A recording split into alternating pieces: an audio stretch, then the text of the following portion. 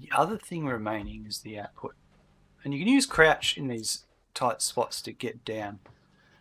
Yeah, so output's the remaining thing. Now I could do output in two ways. I could come down here, but I don't want to get in the way of this here because this is going to go down. So I want to avoid that. What I will do is, if we bring this down and face it this way, and you'll see there'll be no problems there. And then I can put a merger. Now everything's going to merge towards one direction. You could do the same with the merging. Let's do that. Now this might take you a bit of time to get your head around how to do it, but once you actually get used to it, you can see that I've almost belted this whole floor pretty quickly just from following these techniques. Okay, what we're doing is we did on that level, we did all those machines. We also did the output on the back here, and around on the other back we did the output as well, the same. But on the middle where the backs of the machines were facing each other, things got a bit close underneath, so we've just done them all like this, and we are going to use Mark III conveyor belts between each one and just run a manifold collection along here. And then that will give us, because that's 6 machines, they output 45. So that is giving us 270 out of those 6. And then on each other side will add up to 270 output. And then this can come down here to the conveyor belt level, or it could go straight out the wall and then up to another floor to another factory or something like that, where we could then make the ingots. We can go from there. I've got some ideas about how we might do that, but we'll come back with that. Now we're going to drop down below, and I'm going to do the same thing down here for the we've just at this platform size, so I deleted everything that was there in terms of just the temporary foundations. And then if all of these are going to be, let's start off with, so we need to bring this out here, and so it'll be to here facing backwards, the same as this one will be facing backwards.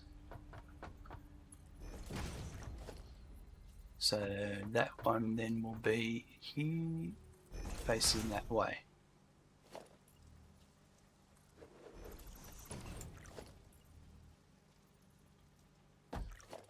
Accidentally made those, well, it's not a big issue, but I made them all Mark III when I wanted them to all be Mark I. So you can actually just downgrade conveyor lifts the same way you upgrade conveyor lifts. Just hover on them and click on them, and they will go down, which is a really nice feature. Okay, so what we have here is an input and an input, and an input here and an input here. So it doesn't matter, because these are for 3 machines and they are for 3 machines. So one has to be coal and one has to be iron, but it could be either. So what you can do here now is this conveyor belt has to be a Mark III to get 135 up it. So what you can do is you can have, I could put, so we've got our coal, we've got 2 coal sources coming in. There's coal here, which is outputting here, and then there's also this one over here. So this one over here is closest, so we should do it for these 2, and that one will come over to here. So what we'll do is I'm going to put another splitter underneath this one, coming in from that direction. That looks like I've got it correct. Change to 3s. So that's lined up there, and then that's lined up there, That's Mark 3. Oops. So now I just need to bring my input from over here into here, and then we'll have the coal coming in, and the iron is down here. There's 2 lots of iron that are coming in here, and we can do the same with the iron, but we might do the iron on the opposite side. So I could put the iron would be roughly there. That looks correct. It does, but oh yeah, that's good. Will that work? Yes, it will. So what I'll need to do is go, there's my 3.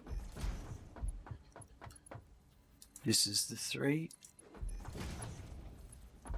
And that's going to go to there, like so.